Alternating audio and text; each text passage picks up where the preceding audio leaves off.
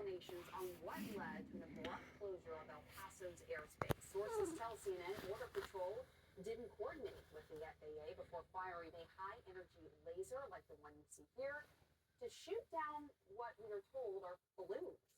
The Trump administration says a Mexican cartel drone that crossed into U.S. airspace is what triggered the closure of El Paso's airport. Attorney General Pam Bondi repeated that in her testimony before Congress. I think you've seen the news this morning. The news is reporting that cartel drones are being shot down by our military. That's what we all should care about right now, protecting America.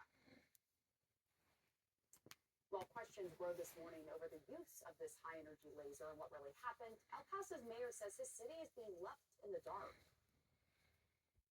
This created complete chaos and confusion in our community. And you can't just come in and shut down the airport without giving us any notice or telling us why you're doing it.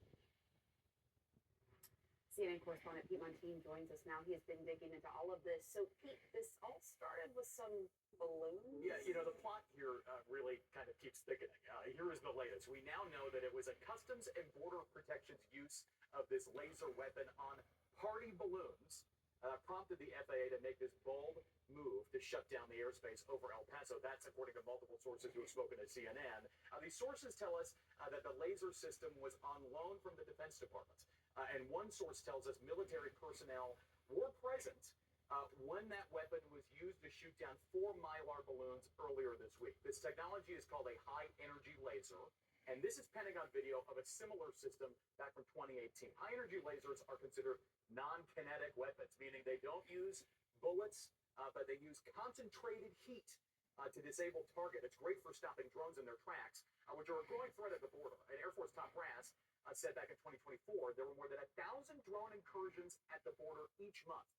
Now, sources tell CNN FAA officials were concerned about the safety impact of using that technology near civilian flight paths, and that a meeting between the Pentagon and the FAA had already been scheduled for February 20th. That date's important to review the risks, but the system was used before that meeting could take place, and so the FAA's restriction was really to slate end on February 21, which was one day after that meeting. So now the timing sorts of all makes sense.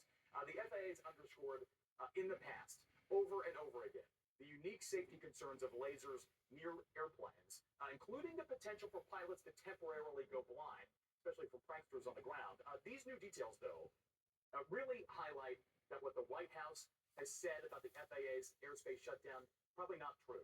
Here's the post from Transportation Secretary Sean Duffy, who said this was all because of a breach of a cartel drone over the U.S. border. FAA Administrator Brian Bedford was on Capitol Hill yesterday. He spoke to the Senate Commerce Committee at a closed-door briefing. He did not answer any questions about this last night. So still some questions here to get to the bottom of this, but we now know a much clearer explanation about why this is so mysterious, this FAA shutdown at the beginning, and why the FAA took such incredible, unprecedented action to shut down the airspace over El Paso. But do they have technology to decipher a Mylar balloon versus a drone from the Mexican cartel? I mean, they should, and to me, the fact that they shot down Mylar balloons, according to our sources, really speaks to whether or not CBP knew what they were doing with this technology and knew the power of it. And so if they misidentified something, that's central to using any sort of ground-to-air weapon. They call it IFF, identify friend or foe. You have to be able to tell what is legitimately an enemy and what is not. And so if they shot down Mylar balloons, raising questions with the FAA, you can see why they took this move. Absolutely. And I also want to just ask you about this testimony that's happening on Capitol Hill right now about that collision that happened at DCA last year. This is a Senate Commerce Committee hearing.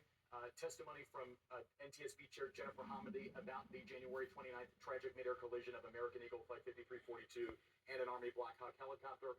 Probably not going to get a bunch of new bombshells here, although this will be, in a lot of ways, a review of what we have already heard from the NTSB about this in its most recent meeting 2 weeks ago. We got new in-cockpit renderings, essentially, of what the pilots of each aircraft saw in the final moments leading up to that collision, essentially underscoring that there was really no way for the pilots of the helicopter or the pilots of American Eagle 5342 to to see the collision that was unfolding in front of them.